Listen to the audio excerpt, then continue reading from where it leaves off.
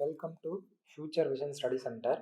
நம்ம இன்றைக்கி என்ன பார்க்க போகிறோம் அப்படின்னா, யூஜி டெட் ஃபிசிக்ஸில் இந்த டயா ஃபெரோ மேக்னட்டிசம் பற்றி தான் கிளாஸிஃபிகேஷன், மேக்னட்டோட கிளாஸிஃபிகேஷனை தான் நம்ம இன்றைக்கி பார்க்க போகிறோம் இந்த வீடியோவில். ஓகேங்களா?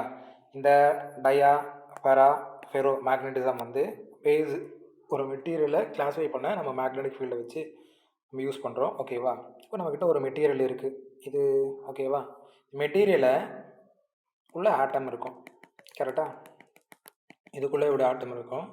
இதை நம்ம ஒரு மேக்னெட்டிக் ஃபீல்டில் வைக்கும்போது இந்த மெட்டீரியல் என்னவாகும் அப்படின்னு ஒரு கொஷின் இருக்குல்ல. இந்த மெட்டீரியல் வந்து மேக்னெட்டிக் ஃபீல்டில் அலோவ் பண்ணுமா, அலோவ் பண்ணாதா, இல்லை அதை அஃபெக்ட் ஆகுமா, அஃபெக்ட் ஆகாதா? இப்போ நம்ம எக்ஸாம்பிளுக்கு ஒரு அயன் நீடில் எடுத்துருக்கோமே, இந்த நீடில் இருக்குது. இதை நம்ம என்ன ஒரு பார் மேக்னெட்டை வச்சு நான் போட்டு தேய்க்கிறேன். தேய்ச்சதுக்கப்புறம் என்ன ஆகும், ஒரு சர்டன் டைம் வரைக்கும் இந்த நீடில் என்ன இருக்கும், மேக்னெட்டாக ஒர்க் ஆகும். கரெக்டாக? மேக்னெட்டாக இருக்கும். எப்படி இது ஒரு அயன் நீடில் வந்து நார்மலாக இருக்கும்போது அது போய் ஒரு வேறு ஏதோ ஒரு பொருளை வந்து அட்ராக்ட் பண்ணலை. கரெக்டாக? ஆனால் ஒரு மேக்னெட்டை வந்து நம்ம போட்டு டச் பண்ணதுக்கப்புறமா அந்த ஃபீல்டு என்ன மேக்னெட்டுக்கு அந்த மெட்டீரியலுக்கு ட்ரான்ஸ்ஃபர் ஆகி அந்த மெட்டீரியல் ஒரு சர்டன் டைம் வரைக்கும் மேக்னெட்டாக ஆக்ட் ஆகும் இல்லையா? அதை மாதிரி தான் நிறைய மெட்டீரியல்ஸ் அந்த மாதிரி ஒர்க் ஆகும், சில மெட்டீரியல்ஸ் ஒர்க் ஆகாது. ஸோ அதனால தான் நம்ம என்ன பண்ண போகிறோம் அப்படின்னா, இன்றைக்கி மெட்டீரியலோட கிளாஸிஃபை பண்ண போகிறோம். எல்லா மெட்டீரியல்ஸும் நம்ம என்ன பண்ண போகிறோம், இந்த மாதிரி கிளாஸிஃபை பண்ணி வைக்க போகிறோம். எந்த மெட்டீரியல்லாம் வந்து மேக்னடைஸ் ஆகும், எந்த மெட்டீரியல்லாம் மேக்னடைஸ் ஆகாது அப்படின்னு சொல்லி கிளாஸிஃபை பண்ண போகிறோம். அதுதான் இந்த dia ferro magnetic. Material response differently. கரெக்டாக? Material respond differently in an external magnetic field depends on their atomic structure. எப்படி அந்த மெட்டீரியல்லாம் மேக்னெட்டிக் ஃபீல்டுக்கு டிஃப்ரெண்ட்டாக பிஹேவ் பண்ணுது, ஒரு மெட்டீரியல் அட்ராக்ட் பண்ணுது, ஒரு மெட்டீரியல் அட்ராக்ட் பண்ண மாட்டேங்குது, ஒரு மெட்டீரியல் மேக்னெட்டாகவே இருக்குது, எப்படி இந்த மாதிரி மாறுதுன்னா டிபெண்ட்ஸ் அப்பான் அட்டாமிக் ஸ்ட்ரக்சர். ஓகேங்களா? அட்டாமிக் ஸ்ட்ரக்சர்னால தான் அப்படி இருக்குது. Next, based on the alignment of magnetic momentum material are classified. இது magnetic momentum H. Magnetic momentum material classified as a diamagnetic, ferrimagnetic, ferromagnetic. So நம்ம எதை வச்சு சொல்லியிருக்கோம், மேக்னெட்டிக் மொமெண்டமை வச்சு தான். ஓகேங்களா? ஒரு மெட்டீரியலோட மேக்னெட்டிக் மொமெண்டமை வச்சு தான் நம்ம என்ன பண்ணியிருக்கோம், இந்த 3 கிளாஸிஃபிகேஷனை கொண்டு வந்திருக்கோம். இந்த டயா ஃபெரோ அப்படிங்கிறது இந்த 3 கிளாஸிஃபிகேஷனும் இதை வச்சு தான். சரியா? ஓகேவா? ஸோ இதை வச்சு தான் நம்ம என்ன பண்ண போகிறோம், இன்றைக்கான வீடியோவில் பார்க்க போகிறோம். ஸோ ஃபஸ்ட்டு பார்த்தோம் அப்படின்னா இந்த diamagnetic. Diamagnetism, property of material that weakly repel the magnetic field. இது என்ன பண்ணும், ஒரு மெட்டீரியல் இருக்குது அப்படின்னு சொல்லுங்களேன்.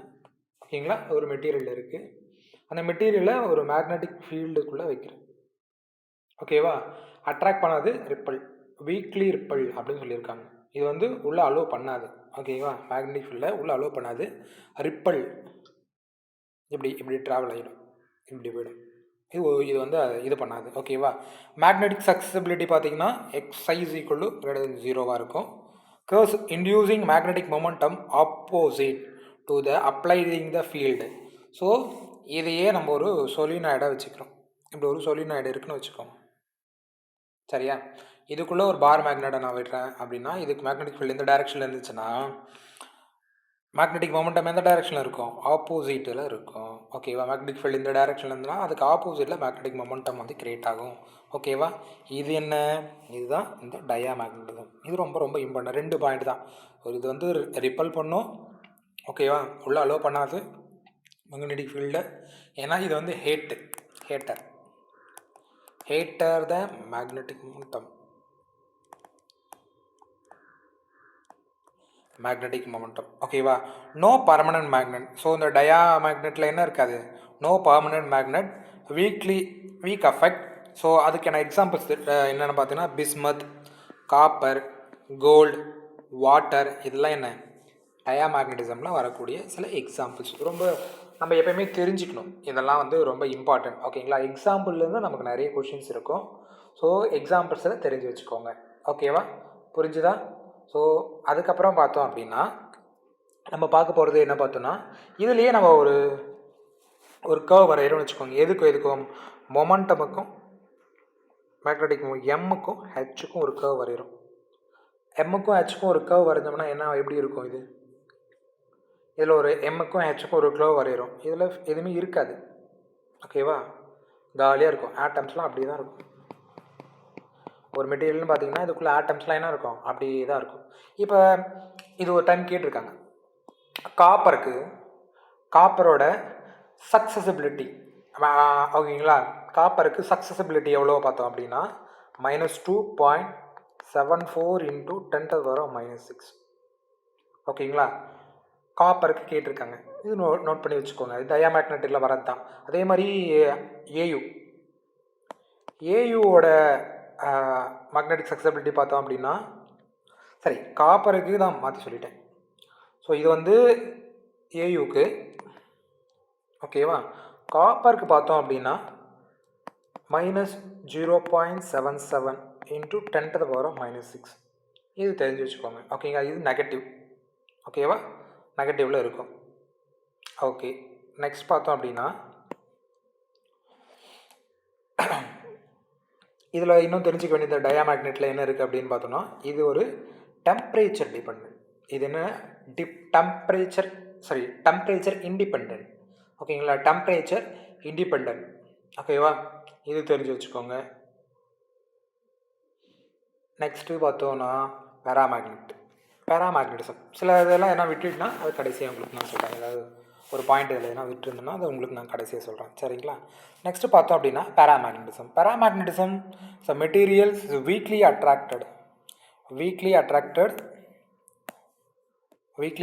by the magnetic field, magnetic susceptibility greater than, so positive. ஓகேவா, இது பாசிட்டிவ். ஒரு மெட்டீரியல் இருக்குதுன்னு வச்சுக்கோங்க, இதுதான் இதில் உள்ள ஆட்டம் இருக்க போது இதுக்குள்ளே மேக்னெட் போச்சுன்னா இது என்ன ஆகும், இப்படி ரேண்டமாக அலைனாக இருக்கும். இது ஒரு மாதிரி ஸ்லைட்டாக ஒரு மூவ்மெண்ட் கொடுக்கும். கரெக்டுங்களா, ஒரு ஜெர்க் கொடுக்கும். இதுவுமே என்ன டெம்பரேச்சர் இண்டிபெண்ட் தான். ஓகேவா, டெம்பரேச்சர் இண்டிபெண்ட் தான் இதுவுமே. ஓகேங்களா, இப்போ இதுலேயுமே பார்த்தோம் அப்படின்னா மேக்னெட்டிக் ஃபீல்டுக்கும் ஹெச்சுக்கும் எம்முக்கும் ஒரு கிராஃப் வரைகிறோம்னு வச்சுக்கோங்க. இப்படி இருக்கும், ஸ்லைட்லி இந்த மாதிரி இருக்கும். ஓகேங்களா, ஸ்லைட்டு என்ன இருக்கும், இந்த மாதிரி ஒரு வேரியேஷன்ஸ் கொடுக்கும். கொஞ்சம் பாசிட்டிவ். ஓகேவா, ரொம்ப கம்மி, மினிமமான value. Present in unpaired electrons, permanent atomic magnetic momentum align partially, ஃபுல்லான்னு சொல்ல முடியாது, பார்ஷியலி. ஓகேவா, வீக்கர் அட்ராக்ஷன்ஸ் இருக்கும் இதுக்குள்ளே. ஓகேவா, வீக்கான ஒரு அட்ராக்ஷன்ஸ் இருக்கும். So affected disappear high temperature. ஓகேவா, ஸோ எக்ஸாம்பிள் பார்த்தோம்னா அலுமினியம், ஆக்சிஜன், பிளாட்டினம். பிளாட்டினம்க்கு வந்து பார்த்தோம் அப்படின்னா 21.04 × 10⁻⁻6. ஓகேவா, ஸோ 21.04 × 10⁻⁻6 இது தெரிஞ்சு வச்சுக்கோங்க. அப்புறம் பார்த்தோன்னா மெக்னீஷியமுக்கு எம்என்க்கு பார்த்தோன்னா 66.10 × 10⁻⁻6. வேறு என்ன கேட்டிருப்பாங்க. ஓகே, அவ்வளோதான். ஓகேவா, இதெல்லாம் நம்ம தெரிஞ்சுக்கணும். சில இதுக்கு வந்து எக்ஸாம்பிளுக்கு வேல்யூவும் தெரிஞ்சு வச்சுக்கோங்க. சில டைம் கேட்கறதுக்கான வாய்ப்பு இருக்குது. சரிங்களா, இது தெரிஞ்சிருக்கணும். நெக்ஸ்ட்டு பார்த்தோம் அப்படின்னா ஃபெர்ரோ மேக்னெட்டிசம். இந்த ஃபெர்ரோ மேக்னெட்டிசம்னா என்னென்னா, இட்ஸ் ஸ்ட்ராங்லி அட்ராக்ட். இது என்ன பண்ணும், ரொம்ப ஸ்ட்ராங்காக அட்ராக்ட் பண்ணும். ரொம்ப இம்பார்ட்டண்ட்டானது. ஓகேங்களா, so strongly attract by the magnetic field successfully is a positive value. So லார்ஜான ஒரு அமௌண்ட்டு. ஓகேவா, ரொம்ப இம்பார்ட்டண்ட்டு ஃபெர்ரோ மேக்னெட்டிசம். அலைன்மெண்ட்ஸ்லாம் சூப்பராக இருக்கும். ஓகேவா, ஏன்னா ஆட்டம்லாம் இப்படி எல்லா கூடமாக அரேஞ்ச் ஆகிருக்குமா, ஃபீல்டு உள்ள எக்ஸ்டர்னல் மேக்னெட்டிக் ஃபீல்டு வச்சோடனே என்ன ஆகிடும், ஆட்டம்ஸ்லாம் சர்க்குன்னு ஒரே ஃபார்மெட்டுக்குள்ளே வந்துடுவாங்க எல்லாம். ஸோ அப்போ இதுக்கும் அதே மாதிரி ஒரு கிராஃப் வரைகிறோம்னு வச்சுக்கோங்க. ஹெச்சுக்கும் எம்முக்கும் ஒரு கிராஃப் வரைகிறோம் அப்படின்னா இந்த மாதிரி இருக்கும் கிராஃப். ஓகேங்களா, இந்த மாதிரி இருக்கும். ஓகேவா, ஃபெர்ரோ மேக்னெட்டிசம் ரொம்ப இம்பார்ட்டண்ட். ஸோ இது தெரிஞ்சு வச்சுக்கோங்க. அப்புறம் இது பார்த்தோன்னா இந்த ferro magnetism below the Curie temperature and paramagnetism above it. So below the Curie temperature. இது நம்ம வந்து டெம்பரேச்சர் இண்டிபெண்ட் பார்த்தோம் இல்லையா, அந்த மாதிரி தான் இது வந்து below ferromagnetic below the Curie temperature. Curie temperature. ஓகேவா, இது தெரிஞ்சு வச்சுக்கோங்க, ரொம்ப ரொம்ப important. So strongly attraction exhibit hypothesis. So can be magnetised permanently. So என்னெல்லாம் பர்மனெண்ட் மேக்னட்டிசம்னு சொல்லலாம், இதில் எல்லாமே சொல்லலாம். ஓகேவா, அயனு, கோபால்டு, நிக்கலு, இது எல்லாமே என்ன ஆகிடணும், இந்த ஃபெர்ரா மேக்னட்டிசம் கீழே வந்துடும். ஓகேவா, இது இம்பார்ட்டன்ட். ஸோ இப்போ ப்ராப்பர்ட்டி பார்க்கலாம். Properties of diamagnetic, paramagnetic and ferromagnetic. Magnetic susceptibility ஓகேவா, negative 0, so greater then positive, so கொஞ்சம் பாசிட்டிவ் அதான். So susceptibility, response of field வந்து weakly repulsion, weak attraction, strong attraction. ஓகேவா, ஸ்ட்ராங் அட்ராக்ஷன்ஸ் இருக்கும், ரொம்ப important. So weakly attraction தான் இது, weak attractions. Okay, permanent, no permanent magnet. Yes, இது வந்து பேராமேக்னெட்டும் ஒரு பர்மனன்ட் மேக்னெட் தான். அலைன்மெண்ட்ஸ் ரேண்டம் பர்மனன்ட் மேக்னெட், இது அல்கனைட் பர்மனன்ட் மேக்னெட்.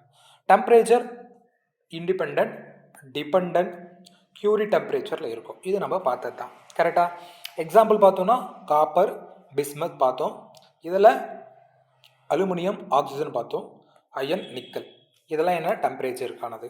ஓகேவா, இதெல்லாம் எக்ஸாம்பிள். ஸோ டெம்பரேச்சர் டிபெண்ட் எல்லாமே பார்த்தாச்சு. இந்த ஃபெரோ எல்லாம் எங்கே யூஸ் பண்ணுறோம், இந்த diamagnetic materials are magnetic limitation slightly.